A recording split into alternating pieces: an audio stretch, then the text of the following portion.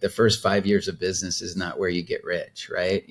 Like, that's where you make your mistakes and you learn and you set up the infrastructure. And then it'll be nice just to kind of have those options, right? So if we do look at getting acquired or acquiring other businesses, right, it's just good to kind of have that margin and that profit, because that's really at the end of the day what makes a business successful, right? Nobody wants to be a part of a business that is not profitable forever.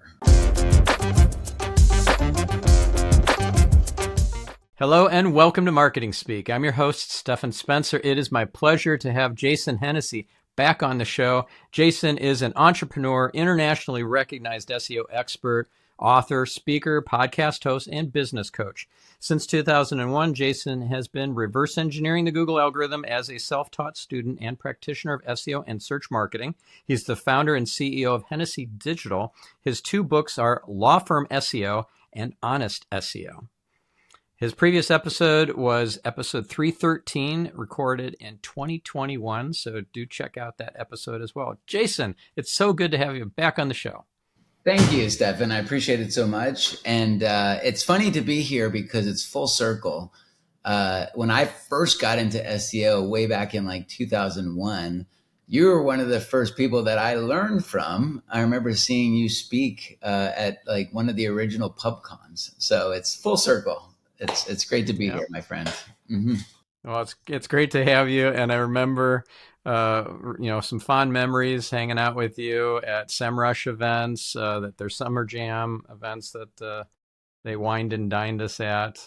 Junkets, really, they were. That was fun. We built a great friendship over the years. And so, I'm honored to be here. Yes. Yeah, and also we had some fun with you're the one who had most of the fun, I think, doing these picture selfie battles and things, and using my book in the process. Do you want to share what you were doing with the CMO of Ahrefs? That's crazy. Yeah, that just kind of all started out. I think it was before the pandemic. I think Tim Solo from Ahrefs posted like a photo saying, "Hey, let's see your home workspaces." And so he posted a photo of himself.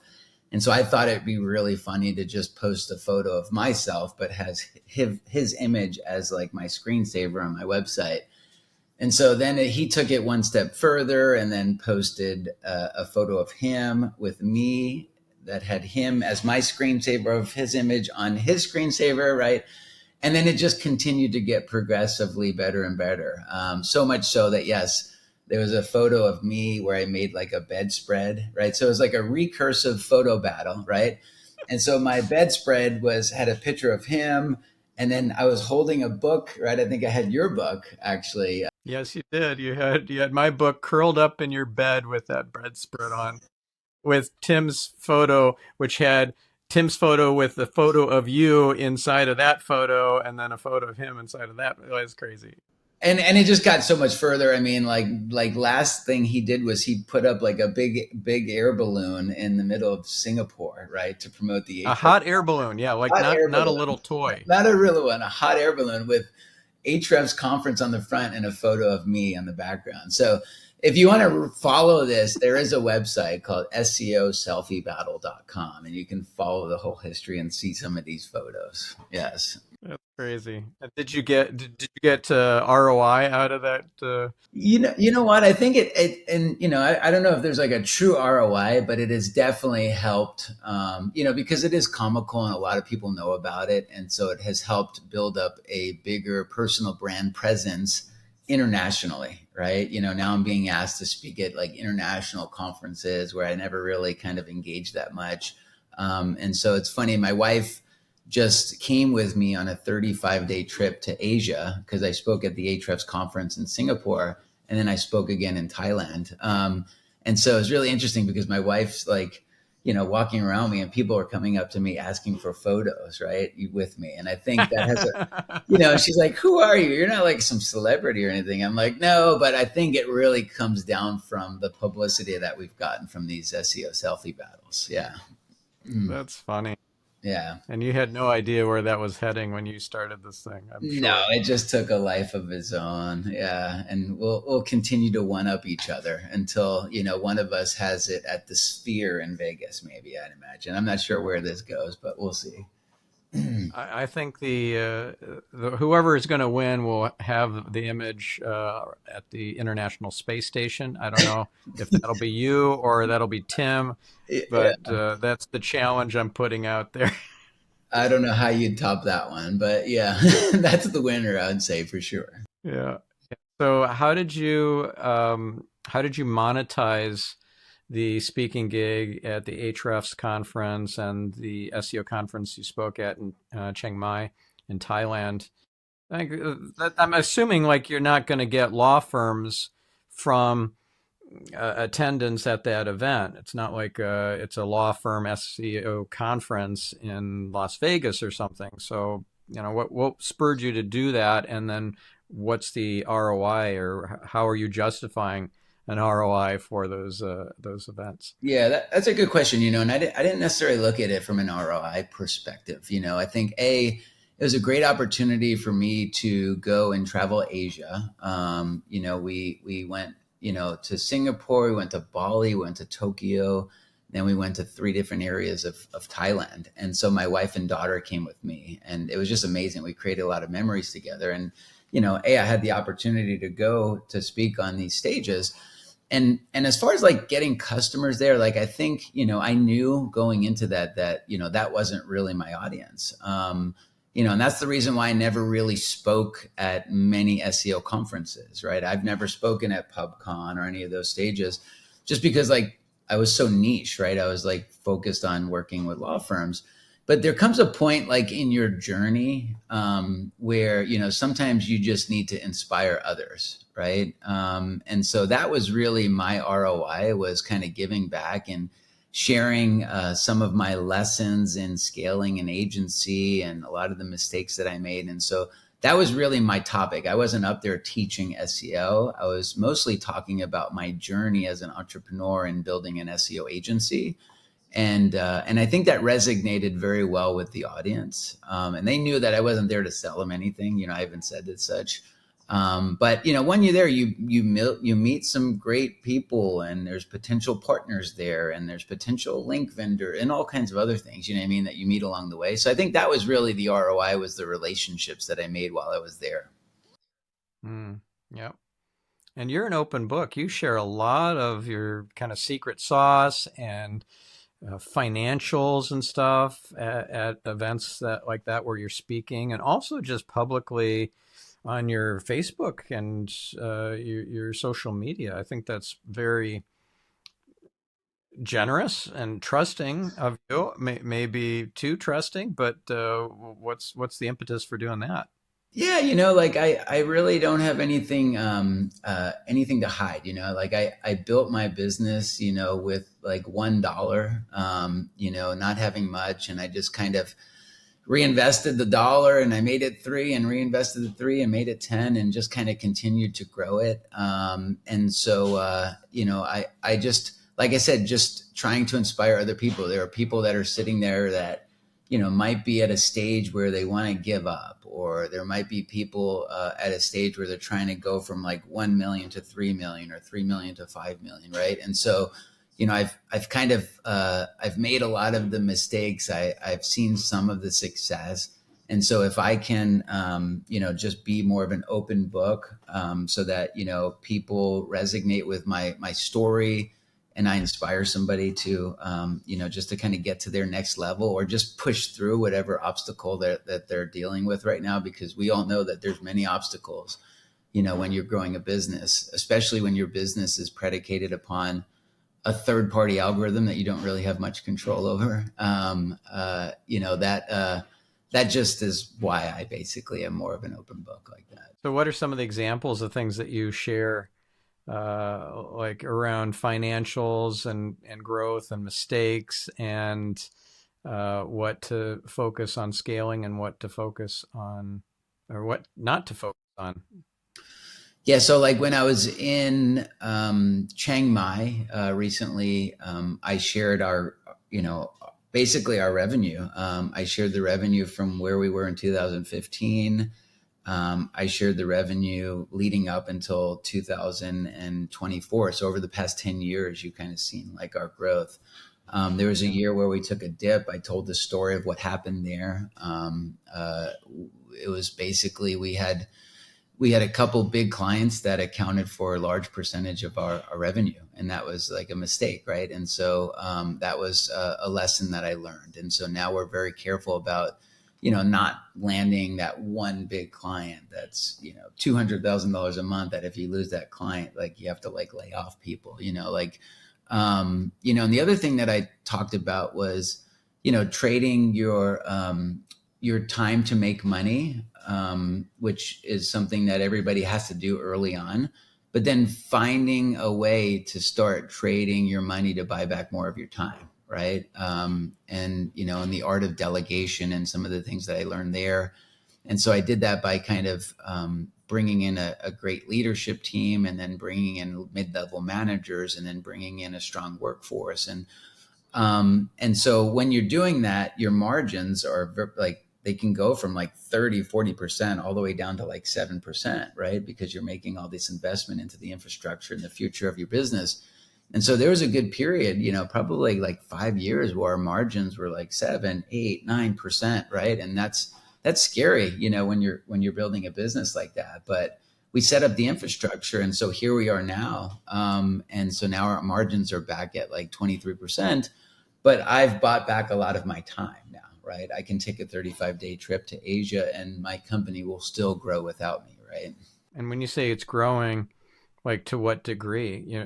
I know you've said publicly it's like an 8-figure agency, but like how specific do you get publicly with your numbers? So very specific, right? So like right now, Like how specific will you get right now? yeah, yeah, yeah. No, I'll just I'm just going to cut to the chase. What secrets will you share on this episode right now? So like our right now, we'll end 2024 with about a $18 million top line. Our run rate, meaning how much we're billing today, is just north of $20 million. And our profit margin is about 23%.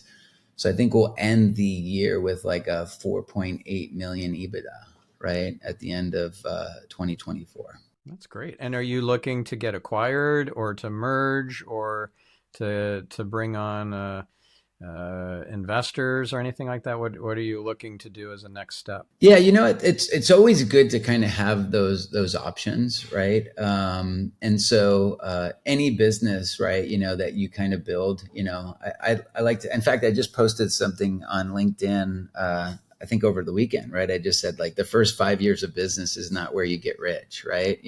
Like, that's where you make your mistakes and you learn, and you set up the infrastructure, and then, and so that's really it, and so it'll be nice just to kind of have those options, right? So if we do look at getting acquired or acquiring other businesses, right, it's just good to kind of have that that margin and that profit, because that's really at the end of the day what makes a business successful, right? Nobody wants to be a part of a business that is not profitable forever, right? And so that's why, and that's a decision that you really have to make, right? Do you focus on growth or profit, right? And you have to find that delicate balance. And I think, most people that are, in the SEO space are not necessarily business people, right? I think you kind of have to, you wear an SEO hat for years and years and years. At some point, you have to take off that SEO hat and you have to put on a CEO hat, right? And that's really challenging. And that was a big part of my conversation or my talk in Chiang Mai too, is getting people to realize that, hey, listen, most of you in this room are like SEOs, diehard SEOs, but in order to kind of grow and scale a business, you kind of have to start thinking and acting like a CEO. Right. Not just a CEO, but an owner of a business that is not just an income stream or a lifestyle, but an asset that needs to produce and will grow over time. A lot of people they're deluded into thinking they have a business, but they're just self-employed. So if they disappear, then the business will disappear too. That's right. Yeah. So that's a lifestyle business, right? And there's nothing wrong with a lifestyle business, right? You just have to accept it for what it is, right?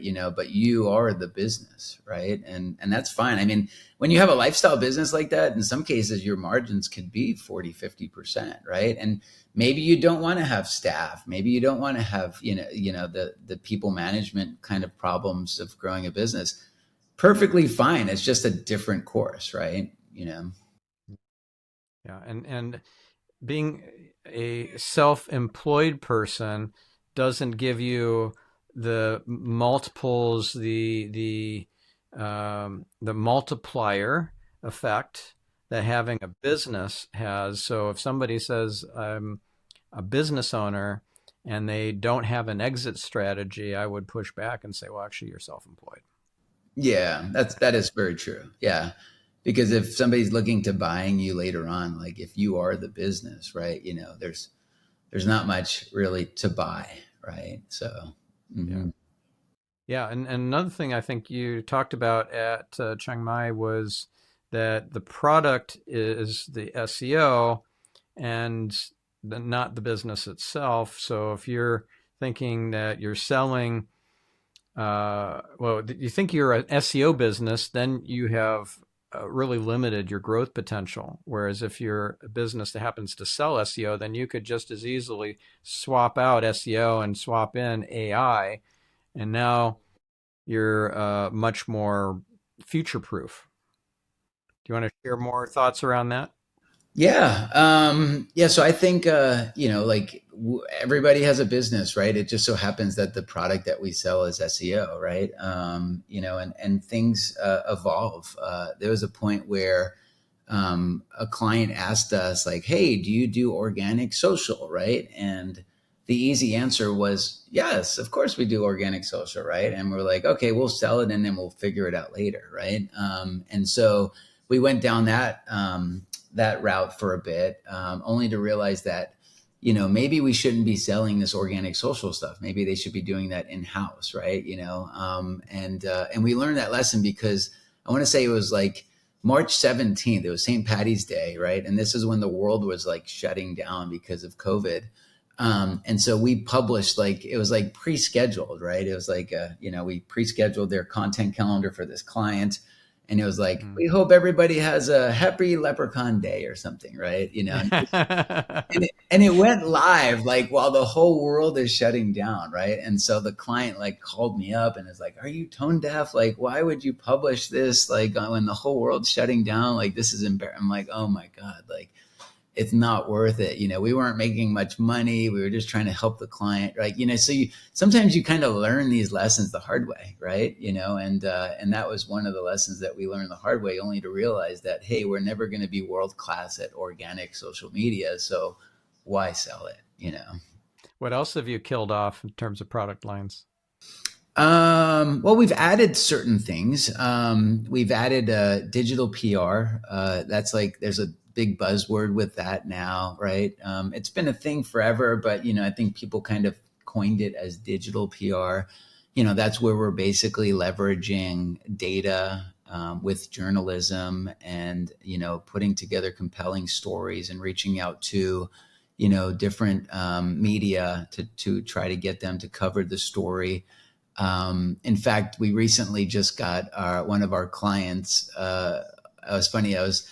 I was like, it was like the morning. I was in, I think, Vegas at the time, and I got a message from a client saying, "Hey, did you guys do this?" And I'm like, "What?"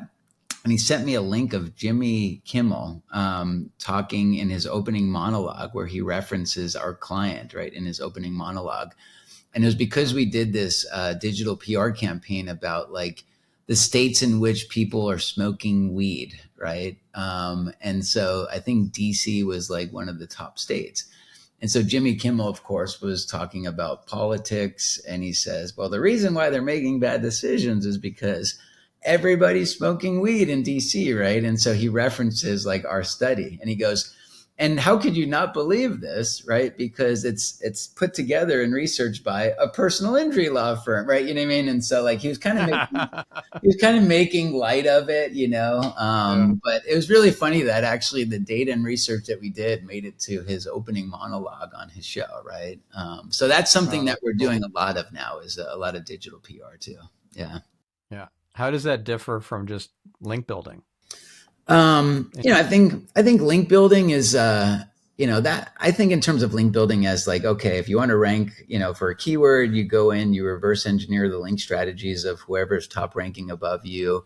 And then you just start chipping away. It's like, okay, they got a link here. Let us get that link there. They got a link there. Let us get that link there. Right. I think, but the problem is that that's not really creating like a barrier, right? And so I think these types of links that we're building, where we're leveraging data and insights and journalism, like these are the links that your competitors really won't be able to clone easily, just because it's all like applicable to this particular story or data that we've kind of come up with. And in some cases, like one digital PR campaign might be able to get like 50 links, right? With the right outreach.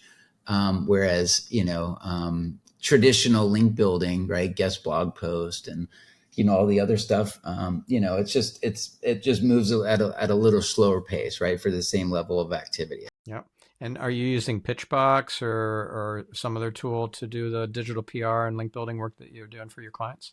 Yeah. In fact, Michael, I was just with Michael at Pitchbox in Singapore.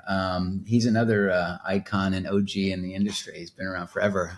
So yeah, I'm not sure if we're using Pitchbox. I have a whole digital PR team, and we're really growing that department quickly. And so I'm not sure exactly which tool that they're using to be honest, but they definitely have a whole system and process that they're following. And how are you incorporating AI into your workflows to reduce costs and increase the output and the impact of your work? Like I'm sure you got things in the cooker that will massively increase at least your margins, if not your revenues and all that. So I'm curious what you're working on. Yeah, so there's a couple different ways that we're using AI. Obviously, it's allowed us to be a lot more efficient with content strategies and and writing content and structuring content, and being able to write and publish more content with less people, right? I think it still requires human editing, right? We're not just taking content directly from ChatGPT and publishing it on people's websites, but if we can move 50% faster, right, just with the help of different AI tools, that's always good. Other things that we're doing is we're being pretty innovative. Like one of the things that we did was we had like a hackathon at our agency where we just give our engineering team like a full week just to come up with like innovation on how we can be more efficient or effective for our clients. And so through that process, somebody deployed a like AI translations where we basically, I'm sorry, translations, right?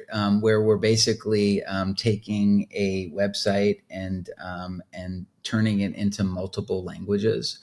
And so it's really interesting. So it'll basically create like a .es subfolder, and it'll basically take all of the content and then convert all of the content to, let's just say, Spanish. All of the internal links get translated as well.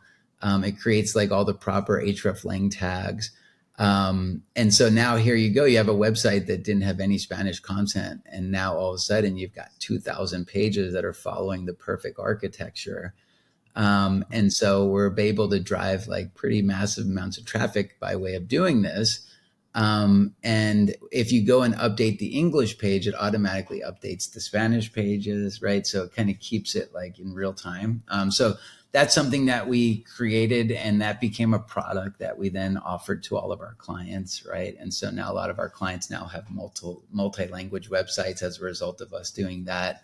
So we're doing a bunch of cool things with AI. Yeah. Are you concerned that Google might smack those websites with a penalty or an algorithmic adjustment? Because I think Google has publicly stated that they don't like just machine generated content, that it needs to be human edited and reviewed and all that. So if it's just an AI generated translation, it's going to have inaccuracies. It's just, hallucinations and so forth are part and parcel of how an LLM works. So how do you address that? Yeah, well, I think, what it's translating the content that we wrote, right? So it's not translating AI content to AI content. So it's translating Right. like human written content. But the translation is AI generated. So yeah, if the source document in English was human written, that passes muster with Google. But the translation is not human reviewed by a multilingual person who's making sure there are no inaccuracies. No, so that I did leave that part out. So there is it's hard to kind of review every single page, right? But we do have multi-language, like bilingual people that are kind of like spot checking the content as well. And it is, don't get me wrong, it is a risk, right? It's like there's risk and reward, right? And so this was just a way that it was an experiment, and we haven't rolled it out across all of our clients yet. We still kind of have it in kind of like a beta, but it is interesting. Like, I mean, it is working. I mean, you'll see like a client that had no call volume in like Spanish, right? And all of a sudden, boom, the traffic like spikes, where now they're having to hire people in their intake team to kind of help with like with answering some of these Spanish phone calls. Quality problem.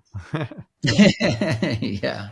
Yeah, you're really good with coming up with experiments, hypotheses, and then testing those out to see if they work or not. So, what are some other examples of experiments that you've run? Right now we are doing an experiment with just 100% AI content on a motorcycle accident website. Just seeing, what we can do, and how is Google responding to certain strategies and tactics. What are some of the lessons that we can learn from it, knowing very well that site could just get like punished, right? With an algorithmic penalty or filter. But So, just to be clear, that's your site, not a client's. 100%. Yeah, any site that we're going to do tests like that is always my sites. Yeah, these are throwaway domains, I guess, if you will, right? But and that's actually how I started. Back in the day, I had a couple rank and rent websites, right, where I was just using these websites just to kind of test out different strategies, right? And then at some point, like the phone started ringing, my cell phone, right? People were calling me up saying, "Hey, I was in a car accident." I'm like, "How did you hear my number?" And they're like, "Oh, I'm on this website." I'm like, "Oh, wow, it's like ranking, I guess." Okay, hold on a second. And so I'm like, "I got a problem here." And so then I reached out to a couple attorneys in that market saying, "Hey, I've got this website, if you want to just kind of like lease it out." And I was basically creating these like virtual real estate plays, right? And so I had like 3 of those websites back in the day. And so that's when it was a lot easier to rank websites without all the EAT signals and things like that. And so, but yeah, that was because I was just using those websites as testing grounds, and eventually they started ranking. And so I turned that into a revenue generation where I was making money from renting the testing websites out at some point, right? Yeah. By the way, for our listener who's not in the deep into SEO, and you just said EAT signals, that's EEAT, experience, expertise, authoritativeness, and trustworthiness. Can you elaborate a bit on what some of those EAT signals are and how you can help future proof a client's website so that it looks like it has EEAT? Yeah. In fact, there's a mutual friend, Cyrus Shepard, who does a lot of content around this. I think he even went undercover as a Google quality rater, right? To try to kind of understand like what Google's looking for in terms of these EAT signals. I think the best way to put it is like if I were to describe like even myself doing SEO for my agency, part of the EAT signals are okay. Jason Hennessy is an SEO. He owns Hennessy Digital. Well, why should we trust Jason Hennessy? Is he a subject matter expert on SEO? Well, let's look, right? And then they're looking at all the different signals, right? I wrote 2 books, right, on SEO, right? And so those books are kind of connected by way of either links or schema markup that you can add to kind of help kind of bridge that gap. A lot of content that I publish online, whether I'm writing content for search engine journal or if I'm writing an article on Entrepreneur Magazine or on whatever, a lot of times those are also kind of helping to feed the eat signals, like being on a podcast like this, right? Where it's a very credible podcast. 900 episodes, right? I would say that, Stephan has some of his own eat signals, right? That then get passed over to me, right? By having me as a guest on this. Just to be clear, it's 900 episodes across both shows. This one has 450. So also with Get Yourself Optimized, there's another, double of that. So anyways, yes, it definitely adds credibility. And I know you're working on building up your own SEO, your personal SEO, your agency's SEO.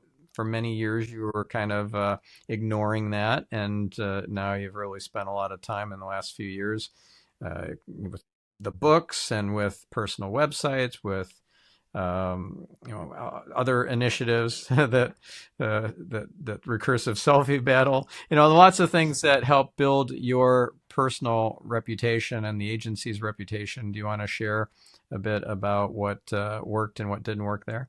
Yeah. So what didn't work was ignoring it for so many years, like I think, it's like the mechanic, right? Whose son's car is broken down in the garage, right? It's just because he's so busy, like working on other people's cars. Right. And so that was basically it. We were so focused on kind of working on clients' work that we kind of ignored our own for many, many years. But having said that, when I say we ignored it, we really didn't ignore it because we were doing like real things that real businesses do, right? We made the Inc. 5,000 for 6 years in a row, right? We were basically, doing a lot of the stuff that businesses do naturally. And so that was helping build the authority of our website and some of these eat signals that we just talked about. But as far as like developing like a precise strategy, like we were kind of ignoring that. And so about 18 months ago, we're like, hey, we need to fix this, right? And so what are our clients typing in to find us? And so, one of the big keywords was a keyword like law firm SEO. And we didn't really have a strategy for that. And so we developed a strategy where we built, content, that would satisfy the intent of what people are searching for. Then we started building like a very specific link building strategy to attract the right links to help promote that page and the whole website. We've made videos that kind of go on the pages to kind of keep people on the page a little bit longer. So a lot of the stuff that we do for our clients, we just started to kind of apply it to our own website. And so since then, now we're actually seeing, a pretty significant number of leads that are coming in by a way of this. And that means that we would have to spend less money on like pay-per-click, to try to attract that same audience. And so it's been a great journey in just kind of developing and deploying a website, for your own kind of, I guess, good. Yeah. So you rank Hennessy.com site for law firm SEO. You're not ranking I think you have lawfirmseo.com, right? I own that. I redirected that to Hennessy.com. I acquired that like over the past 6 months and I just redirected that website. Yes. Got it. Okay. Did that help? Yeah, that definitely helped. Yeah. Because we took a former agency that owned lawfirmseo.com and redirected that to our internal law firm SEO page, right? So a lot of that link authority was passed over to the internal page. And we did see a nice spike as a result of that. But the other thing that I did too, which was interesting, is when I wrote my first book, like I was going to name the book Law Firm SEO because I wanted to use Amazon as kind of like a barnacle SEO strategy, if you will, right? And so if you do a search for law firm SEO, you should see, Hennessy ranking, but then you should also see Amazon ranking as well. And that was all strategy. And we started building some really strong links to the Amazon page to push that page up as well, right? So like that's where if you're writing books, you can actually leverage the book strategy as an SEO strategy, right? Yeah. And is the book still titled Law Firm SEO, or did you end up changing that at some point? No, so that book is still titled Law Firm SEO. And then my second book was titled Honest SEO. And so just kind of like a different audience, the law firm SEO is such niche specific, whereas honest SEO, it's applicable to most small businesses. So why did you call it Honest SEO? Good question. You and I both believe in the universe kind of giving us signals. I guess we call it the juju, or whatever it is we want to call it. And so I was thinking like, I need to come up with a name, right? It has to be SEO, but there has to be a word to it, right? And so like I have a book that's called Words That Sell. I'm not sure if you're familiar with that book. I think there's like 3 different versions of it. And so I literally opened up the book, right? And I pointed to a word, and the word was honest. And so I'm like, okay, let the universe speak. The name of the book is going to be Honest SEO. And so it makes a lot of sense. That's cool. I know you would appreciate that story. I guess I do. So how does that book, in terms of its ROI, compare to Law Firm SEO? So I would say the law firm SEOs really generates more indirect ROI, right? We actually mail out probably like 400 or 500 copies per month for free, right? So we've got Facebook campaigns that are running where we said, hey, how would you like a free copy of Law Firm SEO? I'll even pay for shipping and handling, right? And so we send those out to law firms, and so that's part of the strategy. And then if we're not working with somebody in, let's just say, I don't know, Oklahoma, we might find like 400 personal injury lawyers in Oklahoma and just mail them out a copy, right? And so that's why I say indirect indirect ROI is because, 400 people might get the book, and we might get 12 people that follow up that are interested in speaking with us. But then we might have 50 people that just post about it on social media or whatever, right? So there's a lot of other goodwill that we get as a result of that strategy. Whereas honest SEO is really, that we're not really giving those books away. Like that's on Amazon. If somebody wants to learn a little bit about SEO, I might mail them a copy of that. But that's just kind of like a different, I guess, strategy. With Law Firm SEO, you hired Mike Rohde, who's been a guest on my other podcast on Get Yourself Optimized many, many years ago. I think it was 2016 or something like that. And so Mike Rohde is amazing. He wrote all these books about sketchnoting.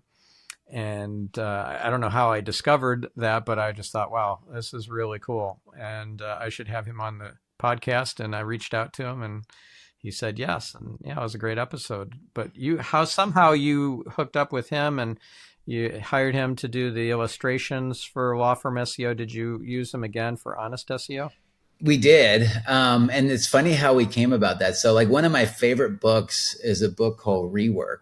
And it's by, the guys that created Basecamp, right? Jason Fried. Jason Fried, right? Yeah.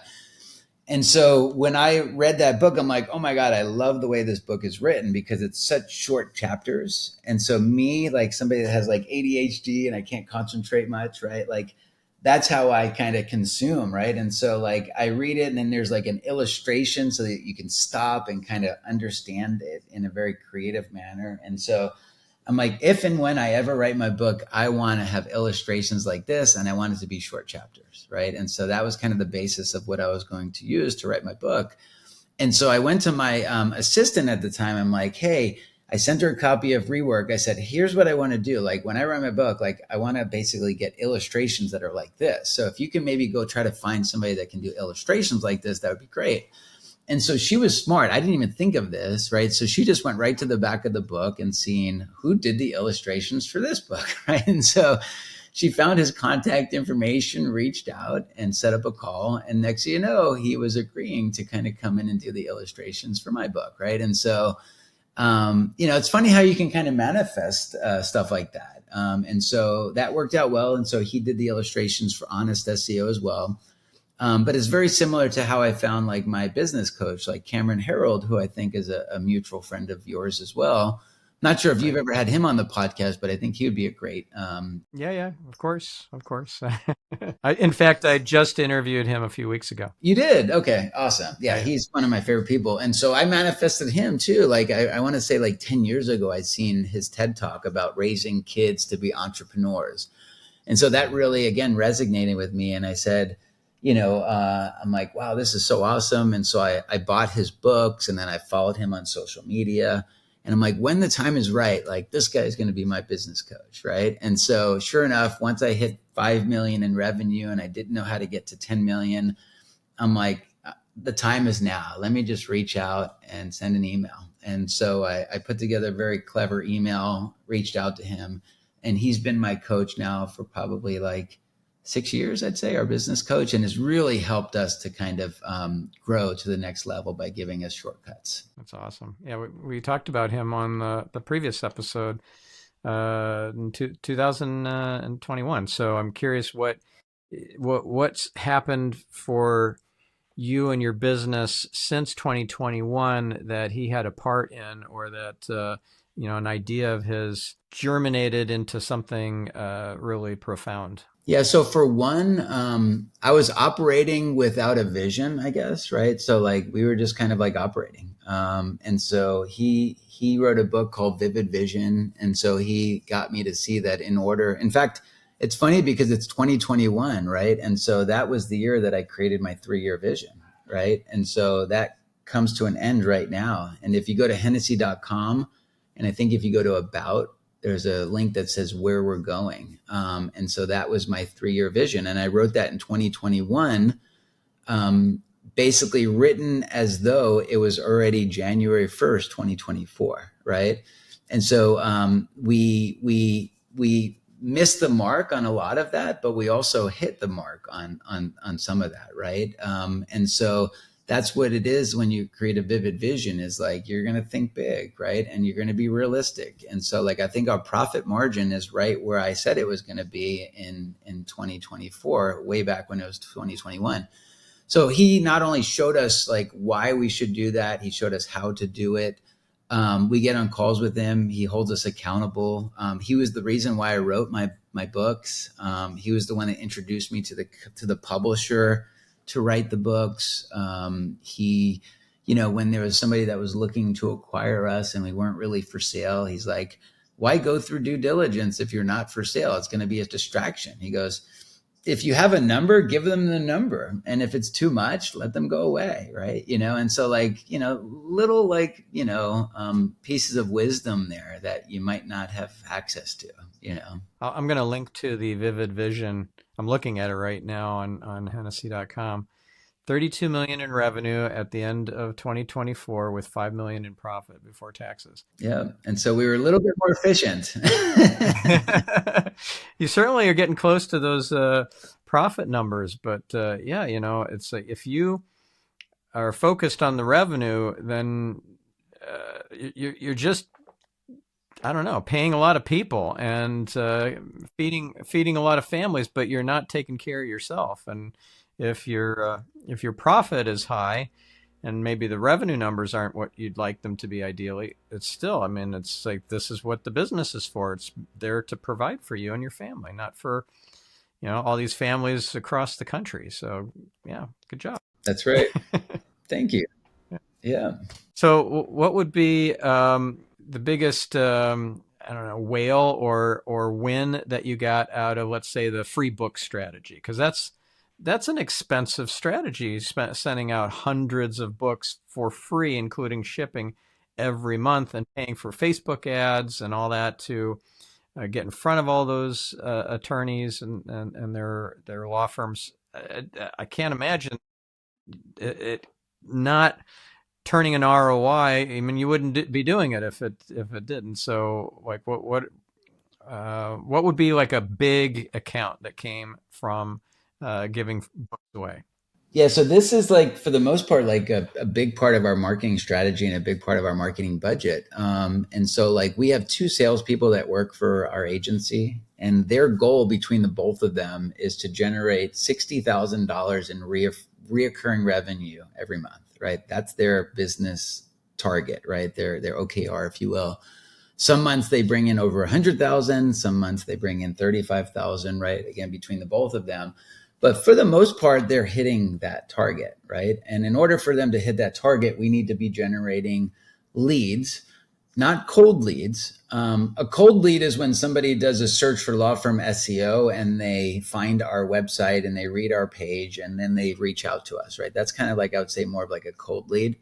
A warm or hot lead is when we mail them a book, they read the book, they're inside my head for like 3 hours, right? And then they reach out to us because now they're educated and empowered to make the best decision. And so, from that, if we could generate 20 appointments in a month, right, as a result of the book strategy, and we can close, let's just say 4 or 5 of those with an average retainer size of about maybe $12,000 per month, but some could be as high as $30,000 per month. That's when it makes a lot of sense, right? Because it's the expense might be $20,000 to mail out books and run Facebook ads, right? But if we're generating $60,000 per month in recurring revenue, it just kind of makes sense to do it. Yeah, that's super. That is really innovative. And if you didn't have such an incredible asset, that wouldn't make sense. But because you do, you have that great book. Wow, good for you. Good for you. I know we're running out of time. So if you wanted to share one last nugget of wisdom for our listener, and then your contact details, the agency website and your personal website, we'll wrap things up. Yeah, I would say, we talked about it. I think one of the things I wish I would have done earlier on is just kind of getting two things, getting an executive assistant earlier and maybe getting a coach earlier. That has made all the difference in my growth. It has allowed me to kind of free up a lot more of my time and have somebody to hold me accountable. And so that's just been amazing. I know that you work with many different mentors and coaches. And so like, I think we're on the same frequency there. And so as far as like how to get in touch with me, Hennessy.com is my agency. And I'm on Instagram, LinkedIn, Twitter, all of the usual places. I think mostly just Jason Hennessy is how you can find me. And JasonHennessy.com is your personal site. That's right. Yeah. Awesome. Well, thank you, Jason. This was fun. It's great to reconnect, and thank you for sharing so openly with my listener. And all the cool stuff you're working on, and the lessons learned through the process. And listener, now it's time to do something with this information. Go out there and light up somebody's life. Do a good deed. Reveal some light in the world. And we'll catch you on the next episode. Have a fantastic week. I'm your host, Stephan Spencer, signing off.